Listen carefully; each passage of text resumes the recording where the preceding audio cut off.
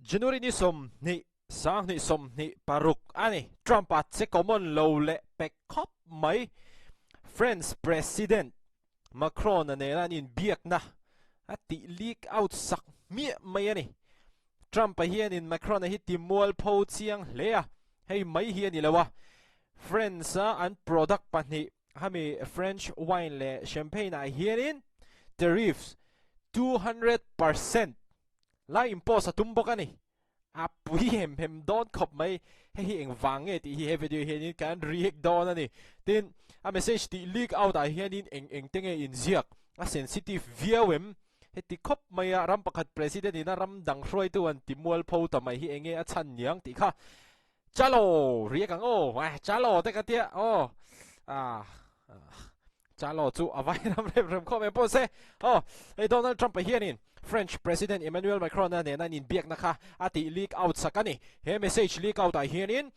Greenland chungchang awama Russia chungchang awam boka Iran chungchang Soilan ani bok ani Trump na hetianga message ati leak out hi tariff chungchang a friends ava vo nu loka hetianga ron leak out ta hi ania he oyon anlo Times of India lampang hian in hetianga leak out lampang hi an ron reporter so heta CNBC TV18 lama hian in Trump na Friends ram avo na kha an ron ti chuak le bok ani ti chuanin Macron hian in khami Trump ava message khanin heng thu te hi asoi ni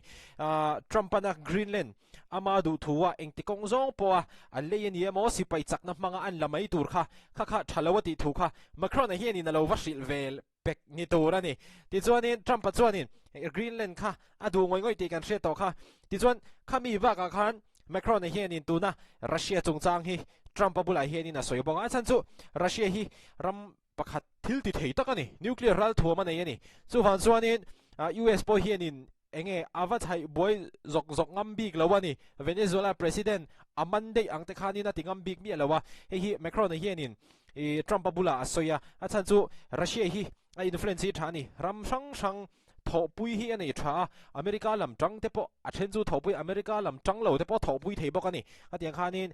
geopolitics Russia din mun te po kha French President Emmanuel Macron hian in Trump hi aversil bok ani ti chuanin Macron hian in a thil soi poimo le tak pakhat chu Iran nuclear program chungchang le Iran in a Middle East a thu nei dan vel chungchang kha Trump kha ava soi pui le a ti chuanin hetianga Trump na enge information poimo tak Macron na tanga adon anti leak out sak tak mai hi Macron na tan chuanin amwal pho thla ka ni khovel huapa amwal pho thla khop mai ani he video po hian in aron soi chiang khop mai a hetianga Trump na aron ti hi Macron na ti mual pho tum na ngor ania hetianga ba ka in ti mual pho na hi a om kher chuang lawang atiani he hian in ati lan chian deu pakhat chu tu na hian in Trump le Macron in kar hi a chelei ani ani kara hian in boruak thalo om ani kara boruak thalo om chuanin US le France in kara boruak thalo om ti na ni mai ram hruai tu te pani ram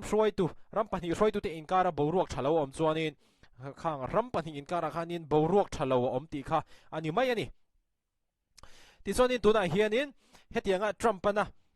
mi patni ram hruai tu patni aruka an in biak ve na hetianga an ron ti leak out sak ringot hi enge ziak lo dan te po nianga khatianga an enge dan pa ngai te pon lo nei an lo nei te pon ni theya ziak lo dan te pon lo nei pon ni theya khang kha Trump chuanin aron bo chetavek me ni he is breaking all the diplomatic norms aron ti ni chu wang chuanin tuna hianin kan hriat thei poi mo deuh pakhat chu Trump hi Greenland nei atum na lama hianin aggressive rem hle chet ala hre lo thil ti hre po anei vak lo ti hi a chiang em mai ani ti chuanin kan han riak lenga helabanga hianin hey Trump chuanin ni chi apo han soi to zoya kan han soi non lenga soi zau lenga a soi non ni lawin soi tong khanin Trump chuanin French in a wine le champagne nei ate hianin 200% tariffs kha bele tumani ara plak don rem khop mai he French ram economy te pon tur thai ani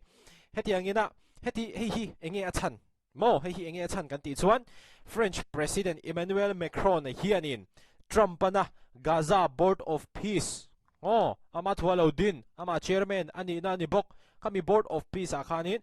Trump hianin French President Emmanuel Macron hi tel turin a soma ma se French President Emmanuel Macron hianin Gaza Board of Peace a khanin alo tel du bik lawani hay hi Trump pa ngai da ni don lo du sak takin karon som che tel tur ani ela ngai tu na pon ni mai thei mo he tianga lo tel du lo ringot kha Trump ma ngai dan khan ni lo lu tu ka ni Greenland chung changa la kha tiang khanin French president in Trump a lo do dal to bok chu wang chuanin Trump pa hi French president la ka hianin alungoi lo hle ni turani hetianga a message ati leak out sakno hianin Trump pa hianin Macron hi he will be out of office soon, dismissing his relevance. Hatia omzia chu Trump pa hianin tuna hianin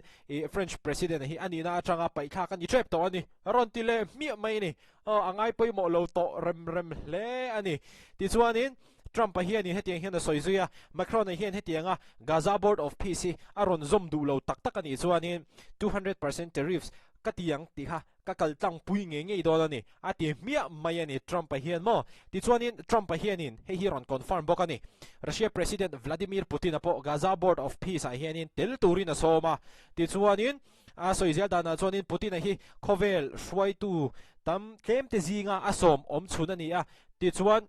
Putin ete lampang hianin Trump na asom na hi anlo dong song to a tuna Trump na proposal nei make Russian he na proposal avathon na som na avathon na he tuna hian Russia sarkar chuanin alo zir chiang me kani ti in Trump hianin aron soibok ani khatiang kha ani tuna hianin Trump hianin Greenland lak adwa video masalama bok an react to ani norat mangkhan norat chungcha kan soizaw lo kanga khami kha US le Canada ho mo US le Canada ho tho ho na ania ta khanin sipai general pakhat US atangin shoi tu ma khatiang de khan sipai ho tu pakhat Canada atangin shoi tu ombokani president Trump hi direct in enroll lo ma se khaminorat US Iowa tel commander kha US president ina arwa thinani chuwan choni Trump pakhat direct de win enroll lo ma se a enroll tho ani kha norat lampangin anin do thona Greenland lama an tir chhoto Trump an Greenland nge yadu aram leilung ho sakna US himna atan apoi mo atiboxi mo khang zong kha khatiang khan thila in build up chawa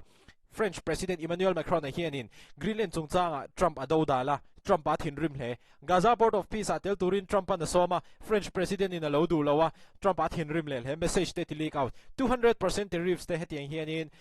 I implement on ni te kha aron soyani khang kha tun tu mata na kan han react thei chu ani hetianga Trump an ram pakhat ram shoi tu pakhat message ti leak out sakhi ano pangchia inti nge French President ne na van nornante atangka inti ti kha comment section lama hanin ron soive reng te u hetianga message inti leak out sakhi chumo khoi moni ram pakhat veng pakhata tu te moni inti lung oi lo te kha chonin lo ti leak out me kha chuni se thu ran amaro zo hetianga ram le ram president ina message a inti leak out sakhi chu common lo ve rem khop mai hetiang hi react tur po om zen lo ani ti kha ka han report thei chu ani video le mule theu don ni